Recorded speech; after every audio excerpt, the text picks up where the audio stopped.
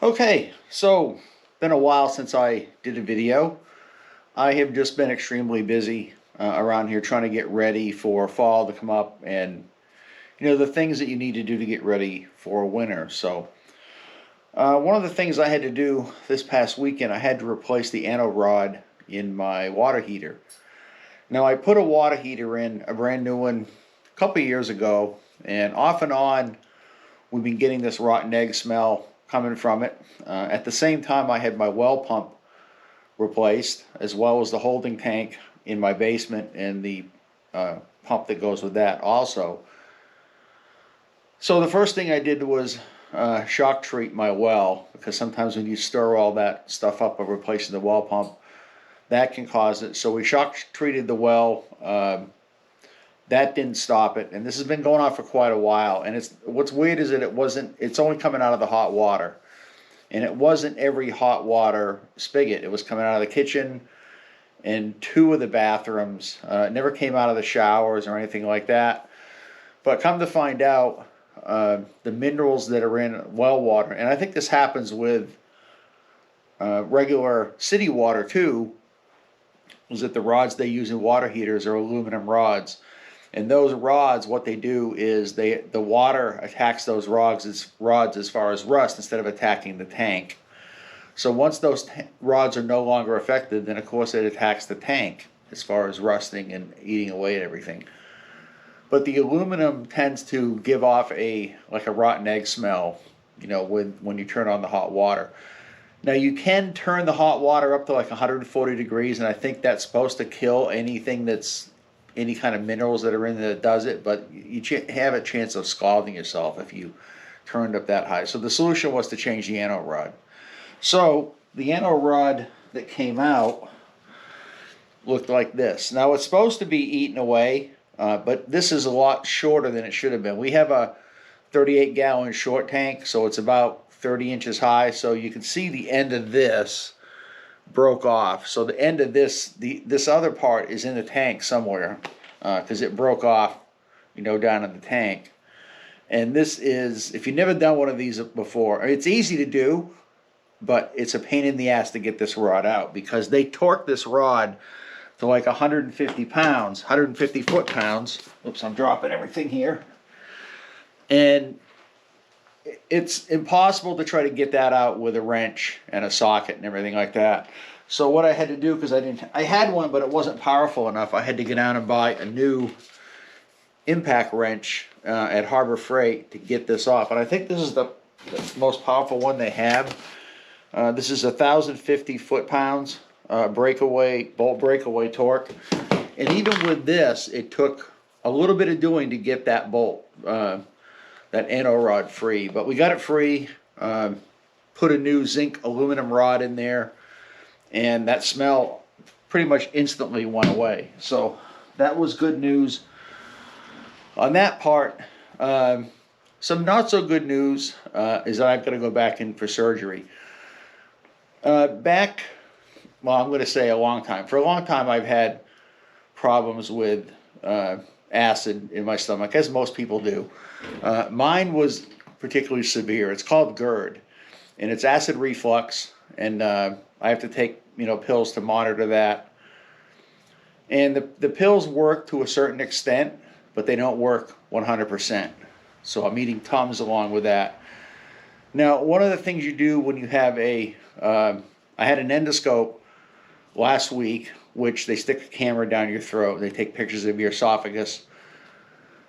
I had what they call a hiatal hernia by my esophagus, by my stomach, which means where your esophagus meets your stomach, there's a sphincter in there that opens and closes. Over a period of time, that sphincter just loosens up, and your stomach kind of slips through a little bit, and that's what gives you the acid reflux. Now, your esophagus is not meant to take that hydrochloric acid that's in your stomach acid. It's not made to do that, and what it does over a period of time, it wears it down, and it changes the cell structure of your esophagus, and they call that Barrett's esophagus. So with the endoscope, they took a couple samples, and they found out, yeah, I do have Barrett's esophagus. The good news was it wasn't precancerous, or dysplasia is what they call it, which means the cells haven't really altered. Now, over a period of time, if that keeps happening, it'll alter the cell. It'll alter the cell structure to where you get some precancerous cells, and you can actually get esophageal cancer from it. So, at some point, I'm going to have that surgery. And the thing of it is, since it's not precancerous now, the thing is to have it now, because you don't want to have to wait until you get cancer, because that won't be the same type of cancer that I had in my lungs. The lung cancer I had was strictly from smoking. It was non-small cell lung cancer, meaning it didn't spread out everywhere. It didn't have tentacles which went to other parts of your body. It was only that tumor that they took out in part of my lung. This esophageal cancer is not the same. That can spread. So it can go to your liver, kidneys, wherever. It can go anywhere. So you want to get it taken care of before it actually gets to that cancerous stage.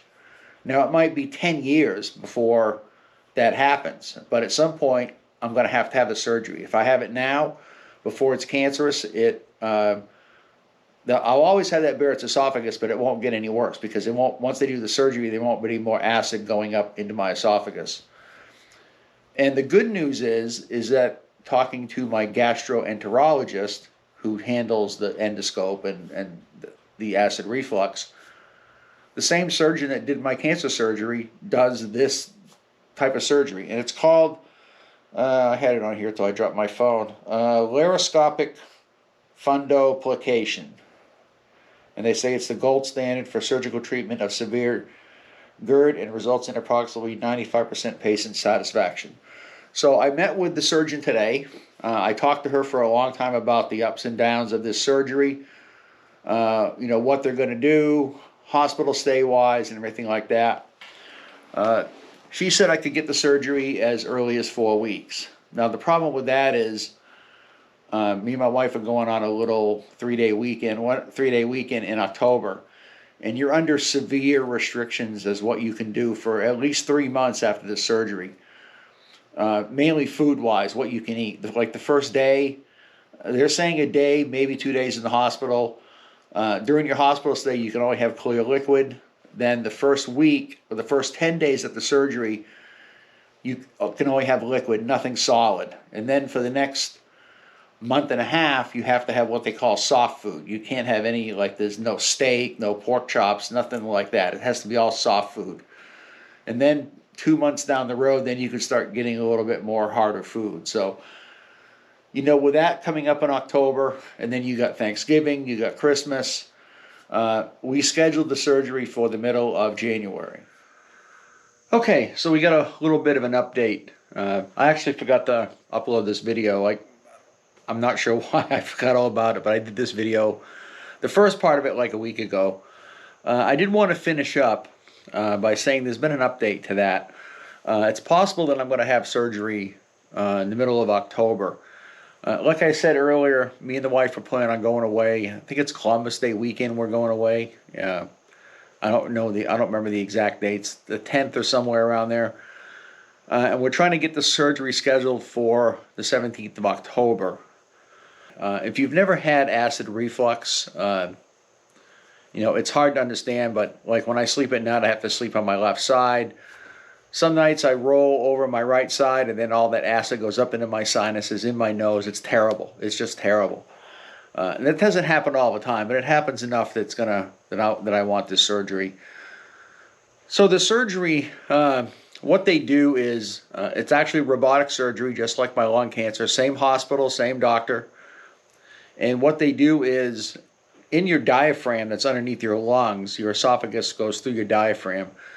There's what they call a sphincter valve there. And over a period of time, that sphincter valve just gets loose with age. So what they do is they put a tube down my throat, and so when they tie that esophagus off, you tie it off too much, you can't eat. So they put a tube down my throat to make sure that it wraps. They don't suture it any more than the width of that tube. And then they take the top of your stomach and they wrap that around your esophagus and suture that in place. so I don't ever have to worry about that hernia going through my diaphragm again. So hopefully I'll have it in October. So I still don't know what I'm going to do with the bike yet, because this bike was going to have, the Springer behind me was going to get a lot of work done this winter. If I have it in October, I don't really think I'm going to be in the mood to work on a bike, come November, December. Maybe not. If I have it, October versus January, by the time December rolls around, I should be fine. Because you can't lift anything more than 5 pounds for like 2 weeks.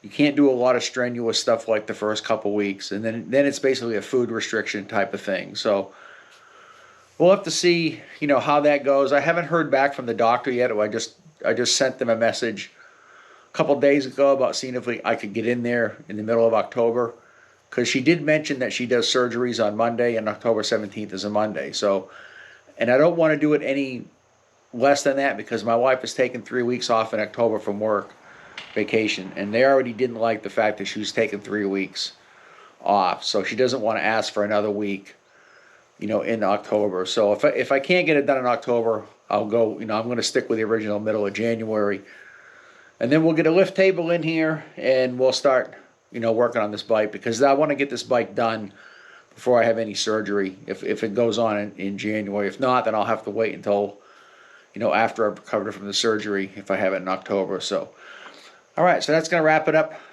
for this video. If I could find a picture of what that surgery looks like, just, with the stomach wrapped around the esophagus, I'll post it on there. I don't know if I can find one, but if I find one, I'll post it up. You see what I'm talking about. So that way, if you have severe acid reflux, this is a surgery you can probably think about getting that will alleviate that. So, all right, don't forget to subscribe. Thanks for watching, and I'll see you in the next video.